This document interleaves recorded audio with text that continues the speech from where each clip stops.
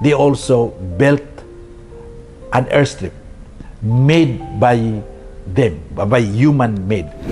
Otherwise, normally we have to walk. We have to walk days, weeks, and nights. But I went with the charter, so I have to pay 19,000 kina, which is equivalent maybe to about 500 US dollar. Yeah, something like that. To pay that. Has been expecting for a long time support from missions from foreign. They were always expecting that they will survive, that everything will work out if there are support from outside.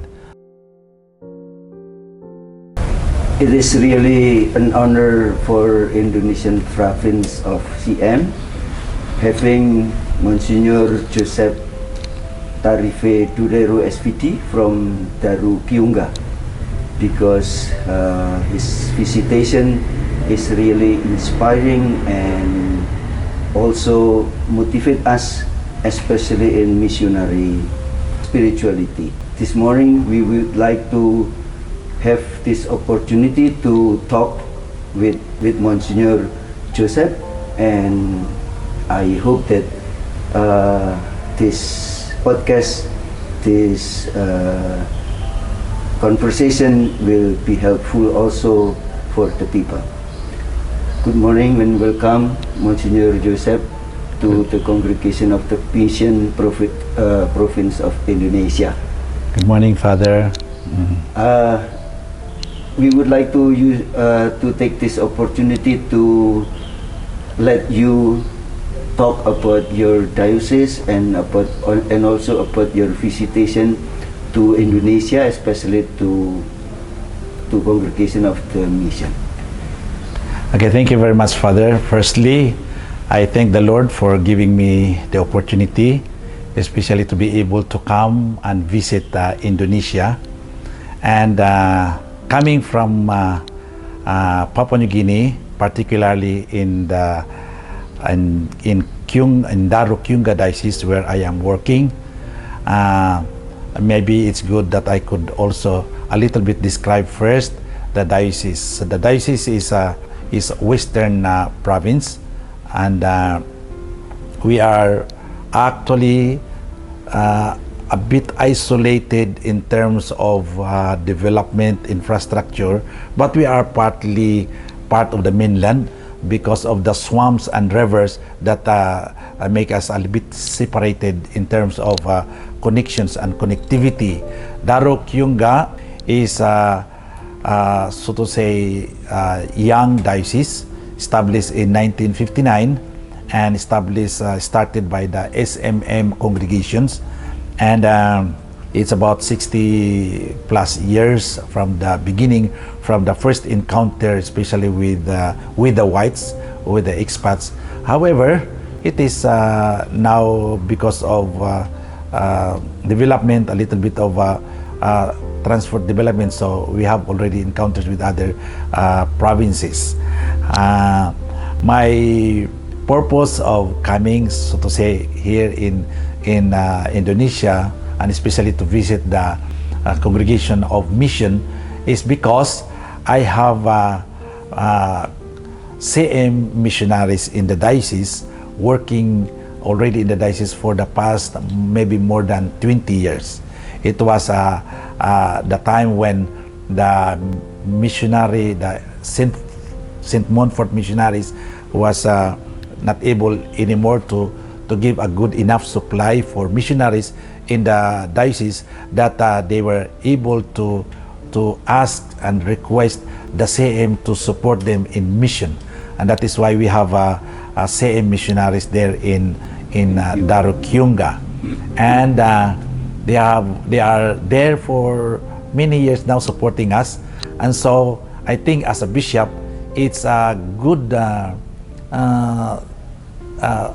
a move if I would be able also to really have contact, especially with the authority, and visit also the province of the sending CM missionaries, so that we can have more deeper understanding, knowledge, and also sympathy with each other, especially when it comes to mission and also need for personnel. Okay.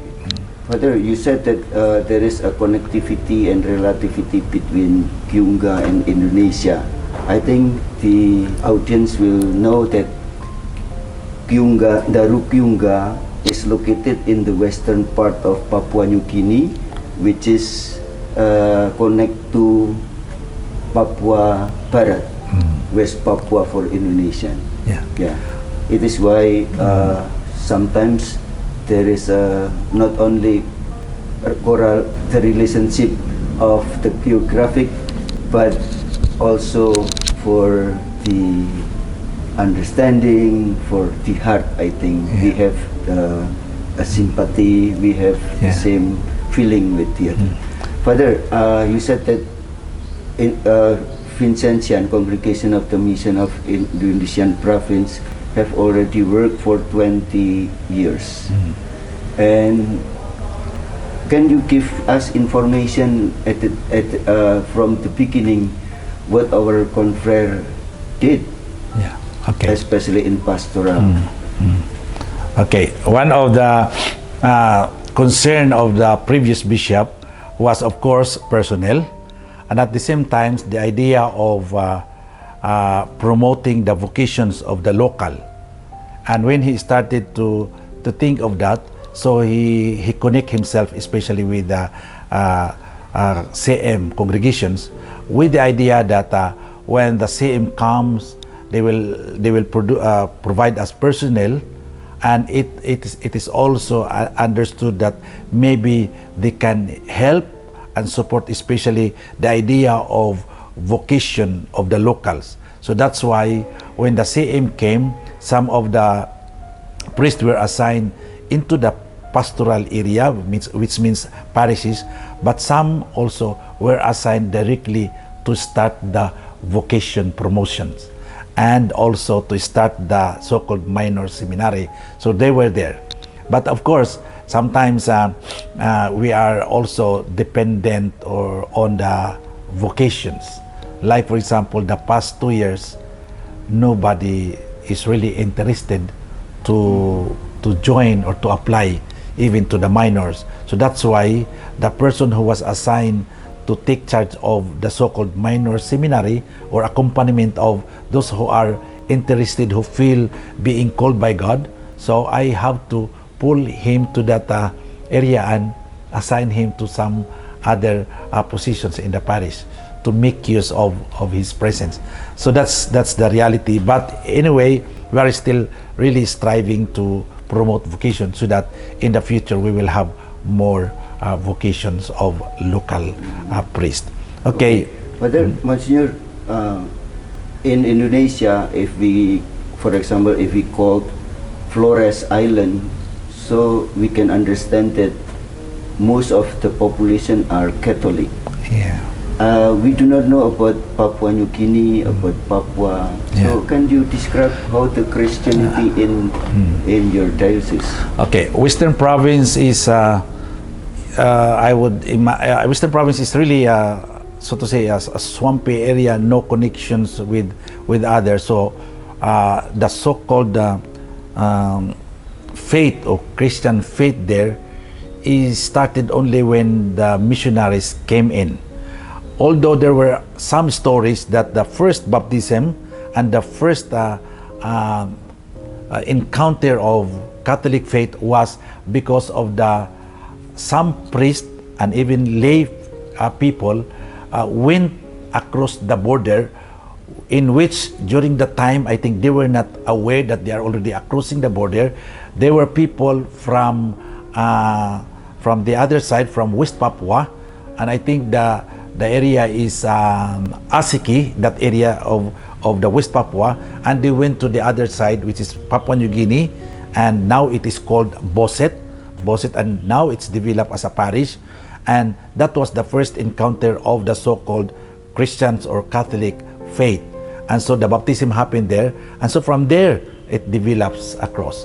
So again, understand that our diocese is in the border of the West Papua. So we say there is a borderline.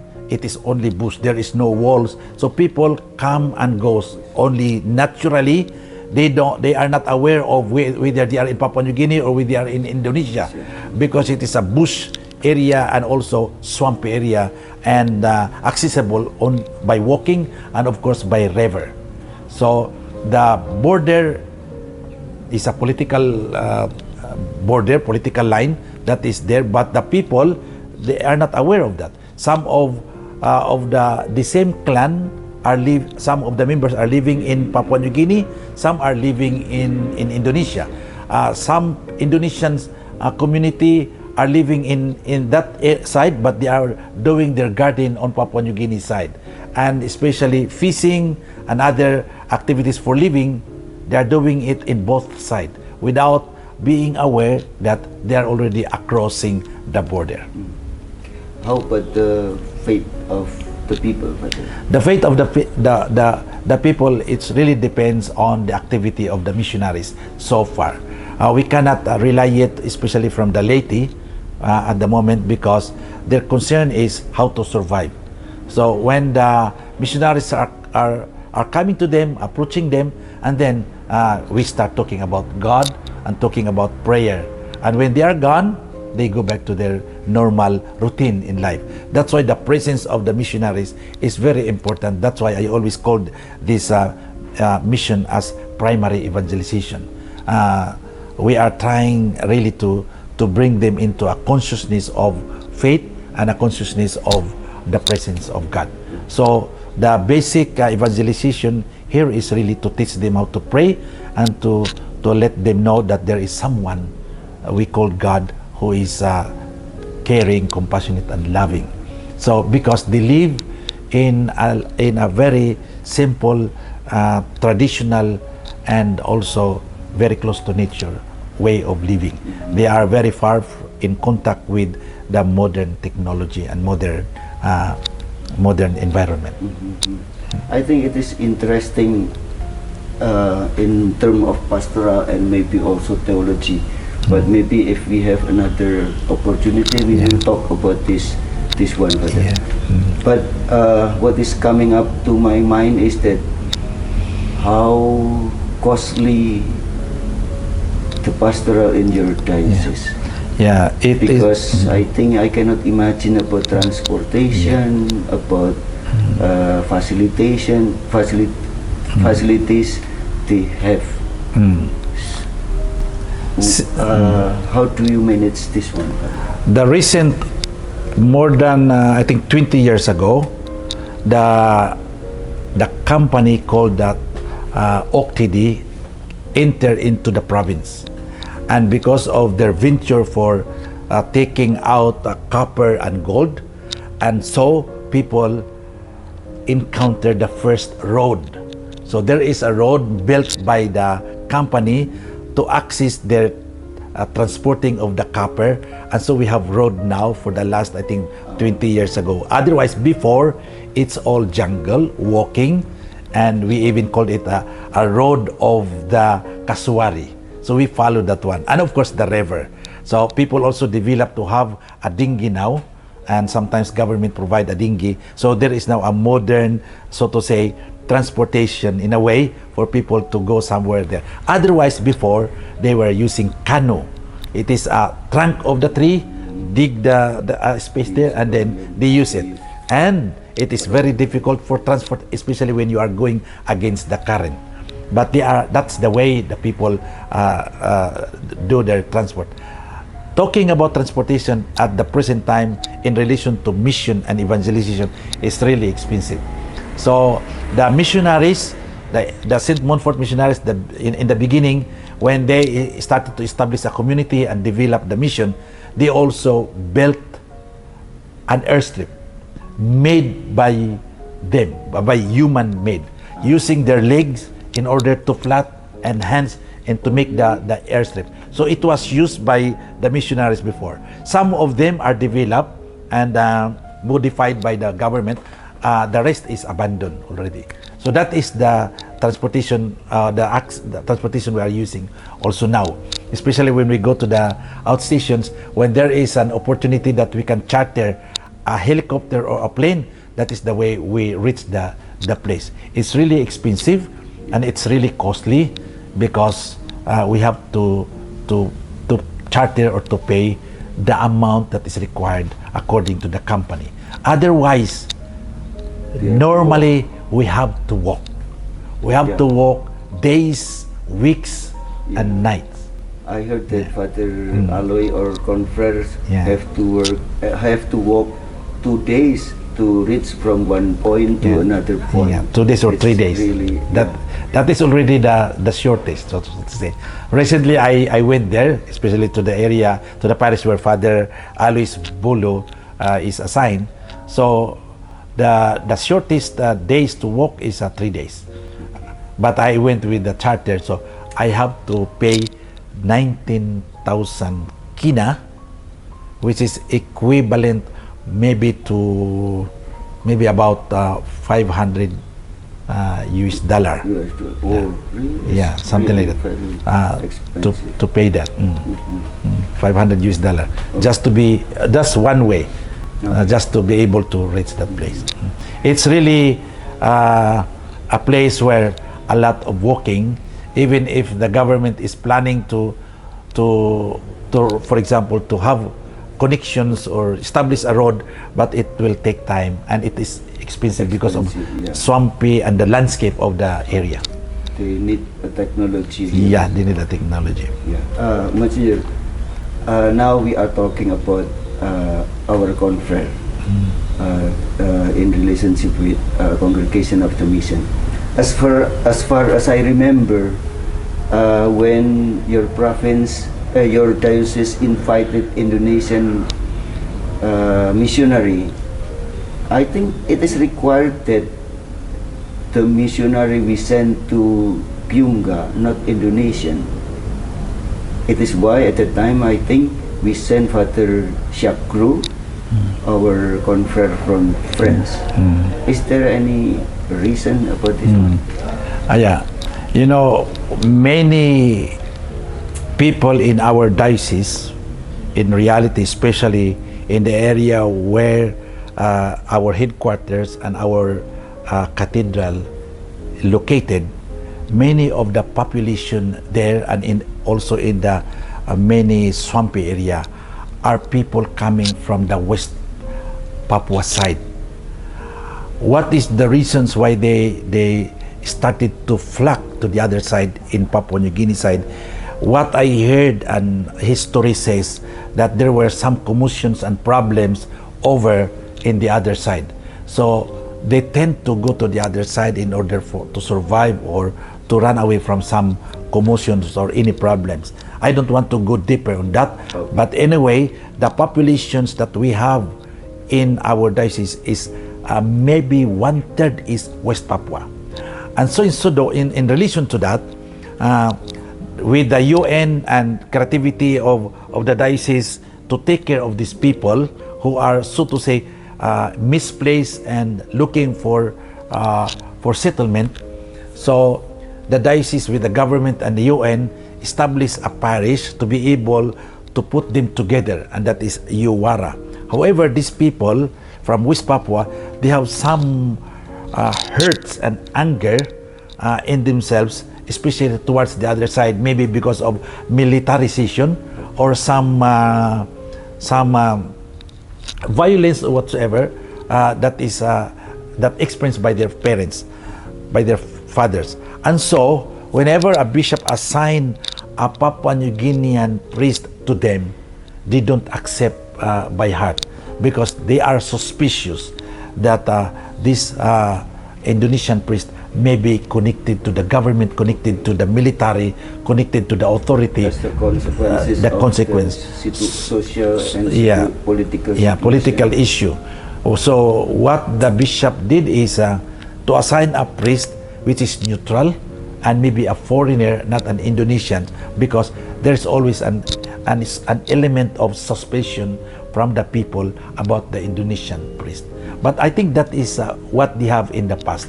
But now I think the idea is already changing.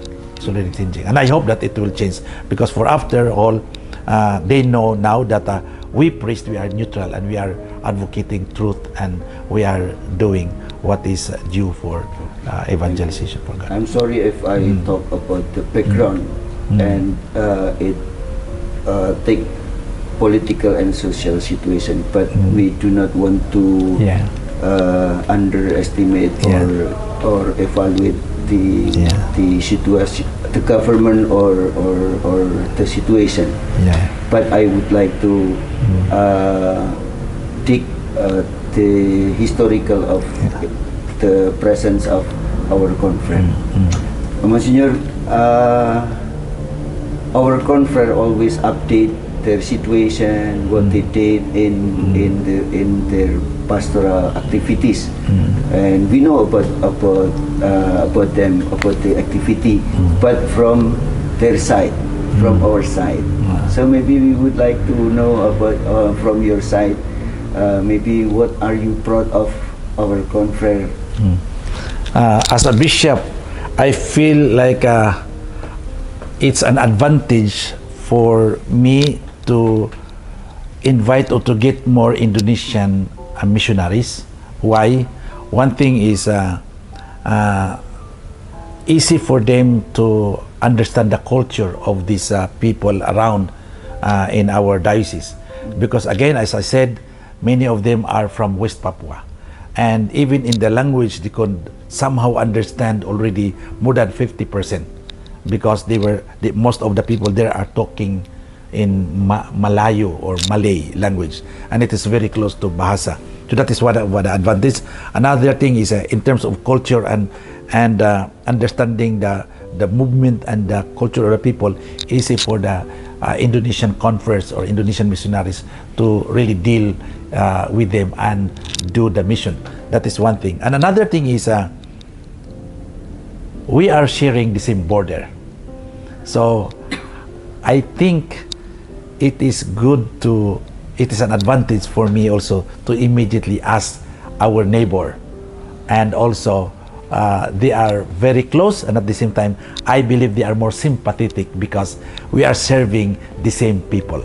We are trying to serve the same origins of people, and that is why I am very much on coming and especially asking the Congregation of Mission, knowing that Congregation of Mission by charism also are missionaries who have heart and compassion, especially to the poorest of the poor and in such kind of level of society. So, and also knowing that you have also a heart especially for this kind of environment, for this kind of society. And I admire the authority in the past that they were able to sustain and support the diocese for sending missionaries.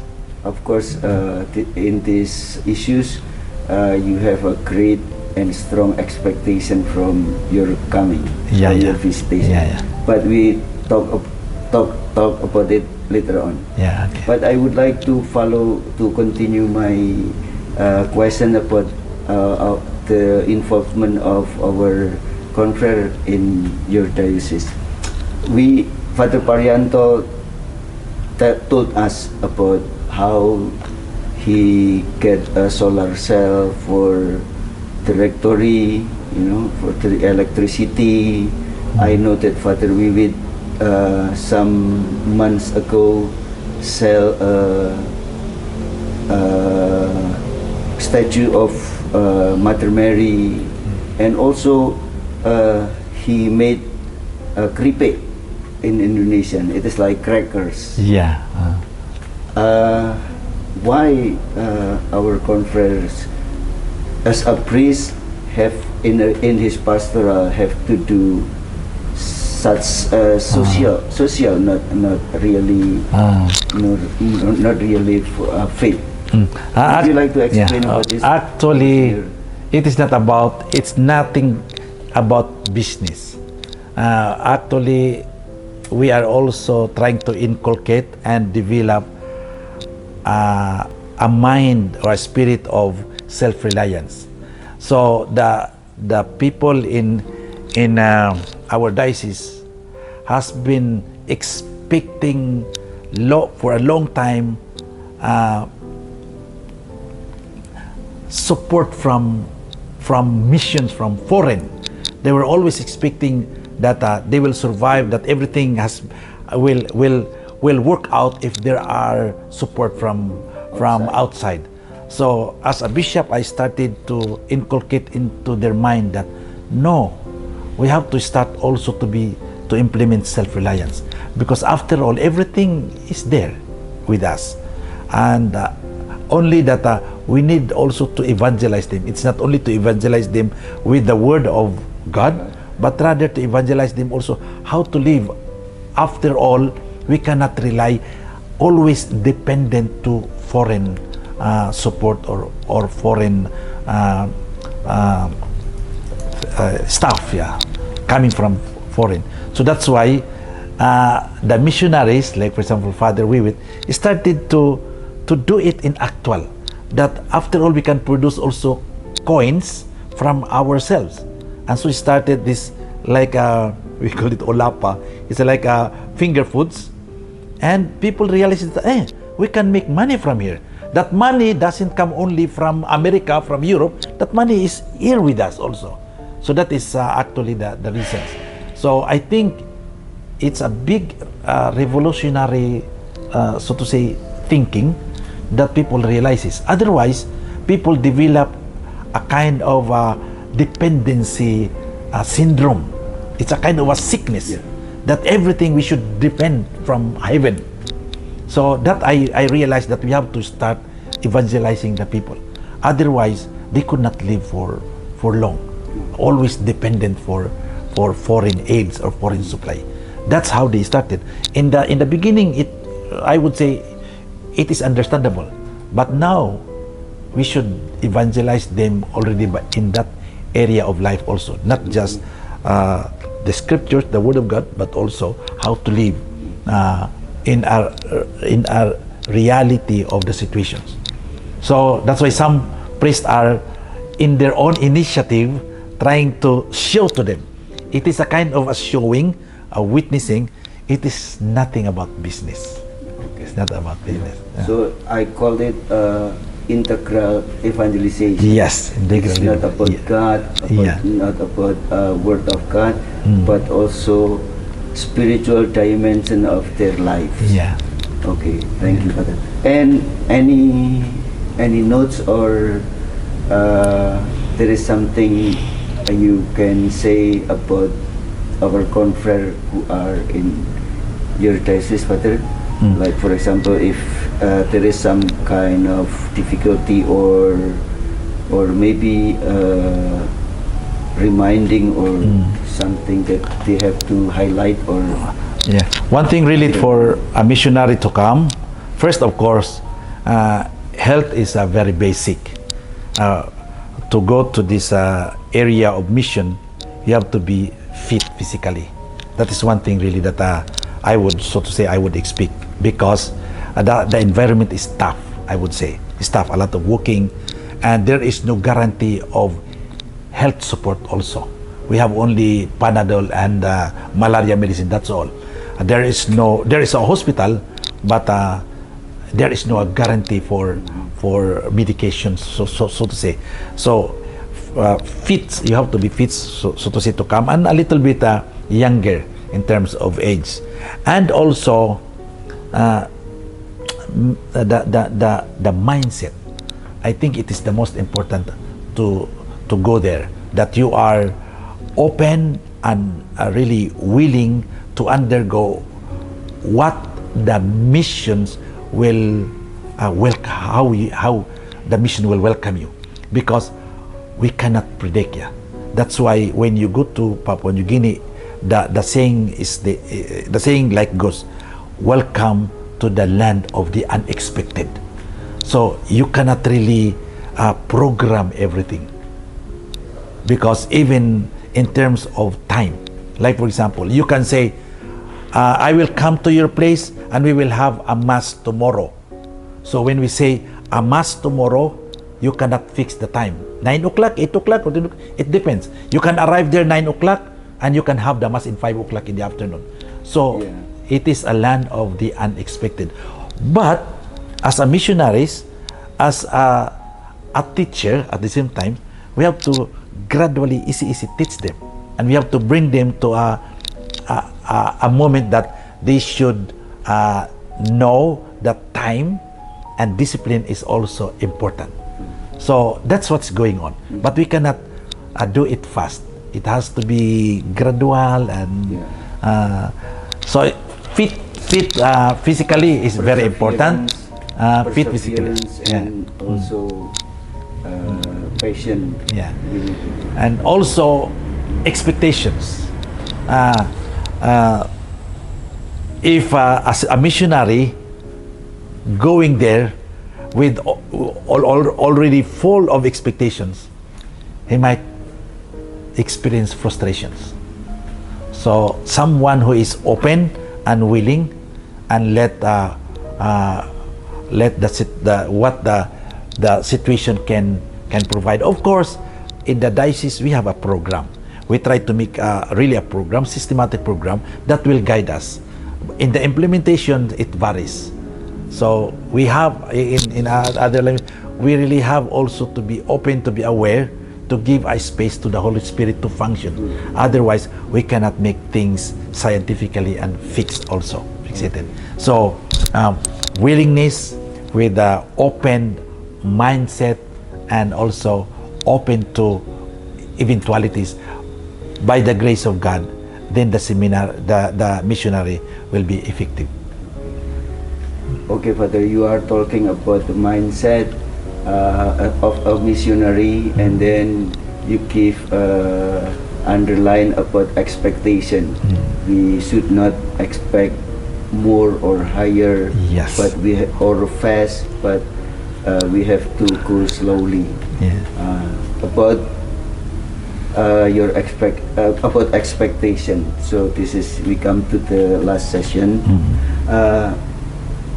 What do you expect really from our province, Indonesians, in congregation of the mission in Indonesian province?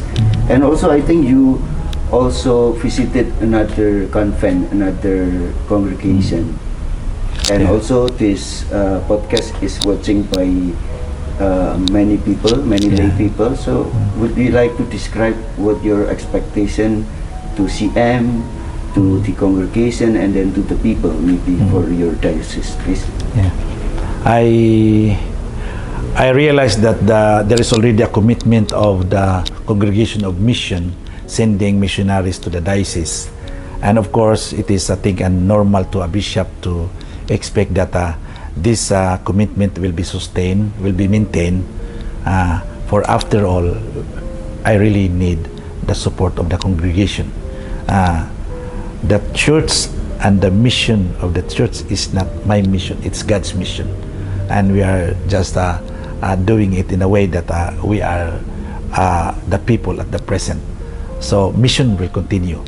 So in view of that, looking forward, and plus the commitment of the CM, so I am looking forward that the CM will continue to sustain and to support and to provide us with personnel, so to say, for they are already there.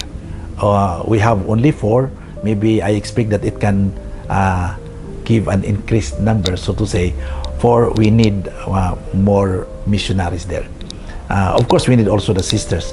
That's the reason why I visited some convent. Yesterday you visited Alma, for that reasons, because the diocese is also developing another social services. We call it social services in general, which means on the area of health, on the area of education also, and in the area, like for example, very much related to Alma, which is taking care of people with disabilities.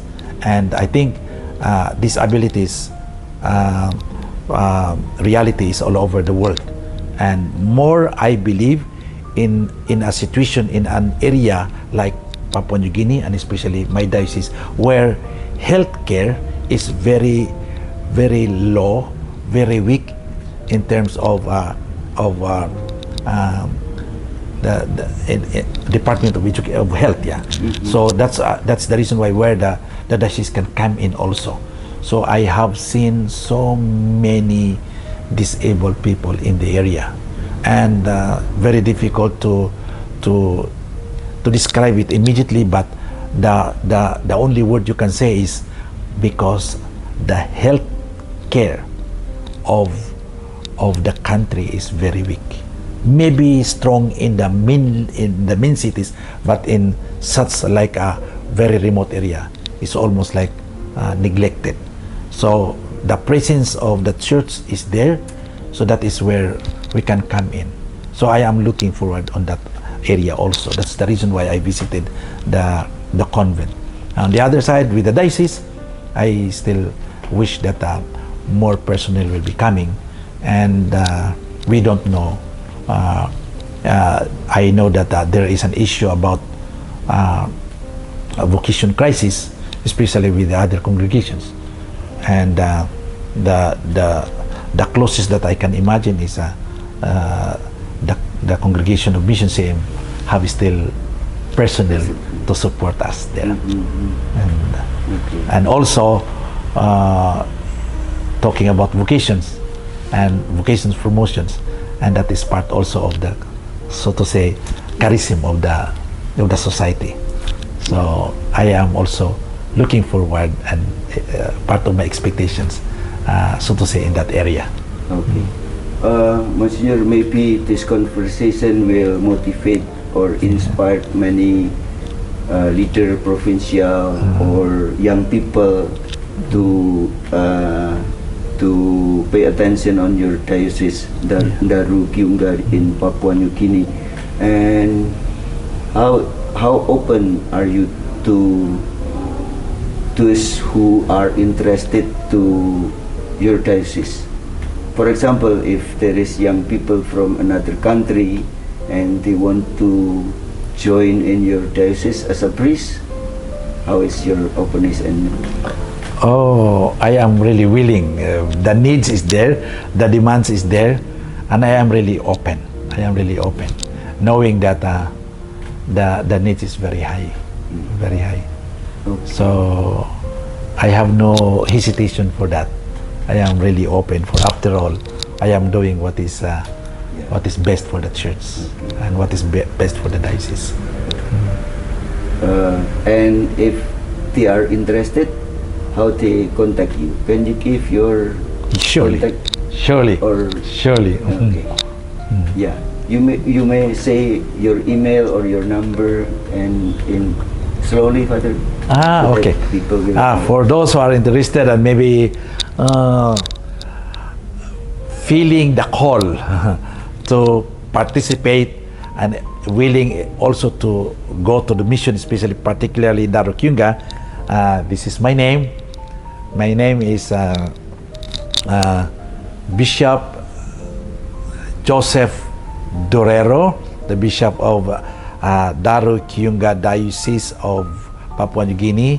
and like this one. And my email is like this: jdurero38@gmail.com, all in small letters.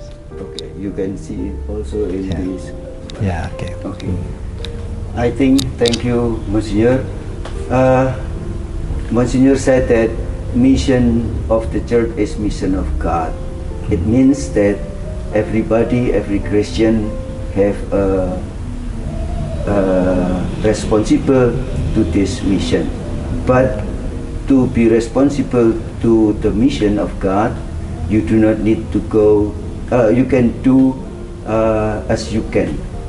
If you cannot go to the mission area, you can support, you can involve, you can be responsible in another way.